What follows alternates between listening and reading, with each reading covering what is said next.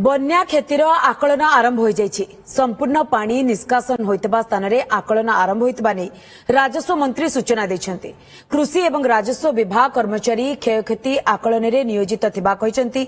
संपूर्ण घर भांगिथिले 1,20,000 टंका पर्यंत मिलिबो। आंशिक कच्चा घर भांगिथिले 4,000 एवं पुरिया घर भांगिथिले मिलिबो 8,000 टंका। सेपरि फसल हानि पई हेक्टर पिछा 8,500 टंका मिलिबो। मोट 22 जिलार 85 ब्लॉक रो 1,458 गां प्रभावित होइछि।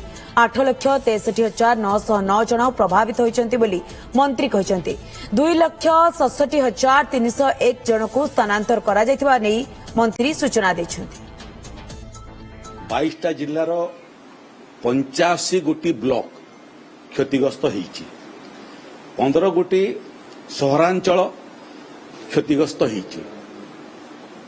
85 ब्लॉक रु 656 ग्राम पंचायत एवं 1458 गां क्षतिग्रस्त होई अछि।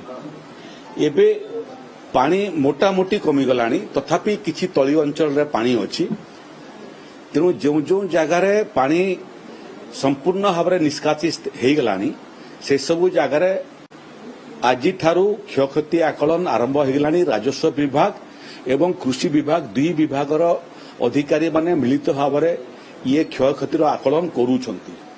एसडीआरएफ नॉर्म अनुसार आमे घर क्षतिर मध्य क्षतिपूरण दउछु।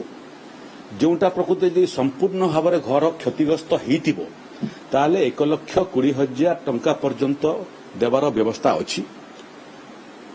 आंशिक भाव में यदि पक्का घर क्षतिग्रस्त होइतिबो ताले 6,500 टंका घर पिछा। जदि कच्चा घर क्षतिग्रस्त होइतिबो आंशिक भाव में तार पई 4,000 टंका लेखा। कुड़िया घर जदि क्षतिग्रस्त होइतिबो 8,000 टंका एवं गुहाल क्षतिग्रस्त होइतिले मध्य 3,000 टंका लेखा आम क्षतिपूरण देवार व्यवस्था अछि। क्रॉप लॉस पई मध्य जो व्यवस्था अछि सेटा मु आपनको कहि दउछि जे हेक्टर पिछा रेनफेड क्रॉप जोटा सेटा 8,500 टंका पर हेक्टर। इरिगेटेड क्रॉप जोटा सेटा हेक्टर पिछा 17,000 टंका एवं जोटा पेरिनियल क्रॉप बोली आमे कहूचु ताकू आमे 22,500 टंका हेक्टर पिछा प्रदान करूचु। इथिरे मोटामोटी जो आंशिक रिपोर्ट रो प्रोविजनल रिपोर्ट आम पाखरे हस्तगत होईछि।